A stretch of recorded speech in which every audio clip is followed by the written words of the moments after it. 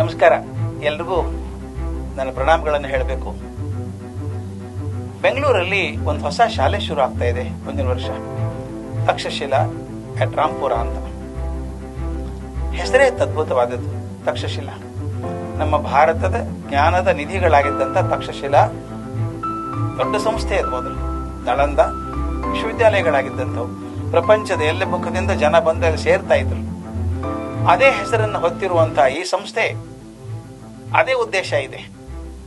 ಜಗತ್ತಿನ ಎಲ್ಲ ಜ್ಞಾನ ಇಲ್ಲಿ ಬರಬೇಕು, ಇಲ್ಲಿ ಜ್ಞಾನ ಹರಿದು ಜಗತ್ತಿಗೆ ಹೋಗಬೇಕು. ಆ ರೀತಿ ಒಂದು ವಿಶೇಷವಾದ ಶಿಕ್ಷಣ ಸಂಸ್ಥೆಯನ್ನು ಕಟ್ತಿದ್ದಾರೆ. ತುಂಬಾ ಸಂತೋಷ ನನಗೆ. ಆಡಳಿತ ವರ್ಗದವರ ಬಗ್ಗೆ ತುಂಬಾ ಪ್ರೀತಿ ಇದೆ. ತುಂಬಾ ಕಳಕಳಿಯಿಂದ ಸಂಸ್ಥೆ ಕಟ್ಟಿದ್ದಾರೆ. ಎಲ್ಲ ಜನ ಕೇಳ್ಬೋದು, ಎಷ್ಟೊಂದು ಶಾಲೆ ಇದ್ದಾವಲ್ಲ, ಈ ತಕ್ಷಶಿಲಾ ಹೇಗೆ ಬೇರೆ ಆಗತ್ತೆ ಆ ಶಾಲೆಗಳಿಗಿಂತ ಅಂತ. ತಾವೆಲ್ಲ ಕೇಳಿದ್ದೀರಿ, ಹಿಂದೆ ಭಾರತ ಪ್ರಸಿದ್ಧವಾಗಿದ್ದು ಗುರುಕುಲದಿಂದ.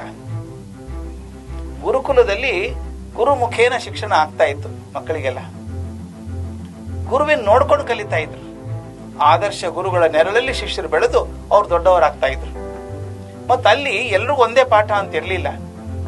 ಪ್ರತಿಯೊಬ್ಬ ಮಗುವಿನ ಪ್ರತಿಭೆಗೆ ತಕ್ಕದಾದಂಥ ಶಿಕ್ಷಣ ದೊರೀತಾ ಇತ್ತು. ಅವ್ರನ್ನ ಬೆಳೆಸುವಂತಹ ಕೆಲಸ ಆಗ್ತಾ ಇತ್ತು. ಆ ರೀತಿ ಮಾಡ್ಬೇಕನ್ನೋದು ಈ ತಕ್ಷಶಿಲಾದ ಉದ್ದೇಶ.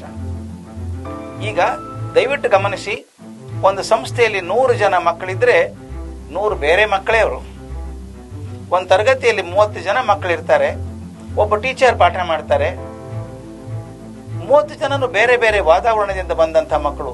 ಅವ್ರು ಕಲಿಯೋ ರೀತಿಯೇ ಬೇರೆ ಇದೆ.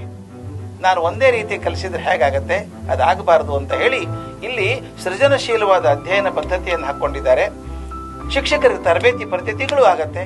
ಆ ತರಬೇತಿ ಮೂಲಕ ಪ್ರತಿಯೊಂದು ಮಗುವನ್ನು ಗುರಿಯಾಗಿಟ್ಕೊಂಡು, ನಾನು ಯಾವಾಗಲೂ ಹೇಳೋದೊಂದು, ಸ್ವಾಮಿ ವಿವೇಕಾನಂದರು ಒಂದು ಘೋಷಣೆ ಕೊಟ್ಟರು. ಅದು ರಾಮಕೃಷ್ಣ ಮಠದ ಒಂದು ಧ್ಯೇಯವಾಕ್ಯ ಆಗಿದೆ.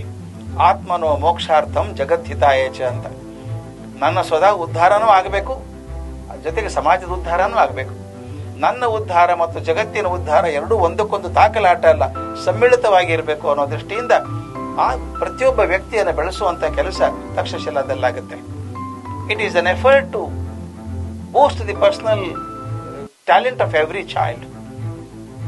Every child is gifted in some way or the other. Purpose of education is not to remove what he knows, but try to find out what is good in him, pull it out and demonstrate it to the whole world.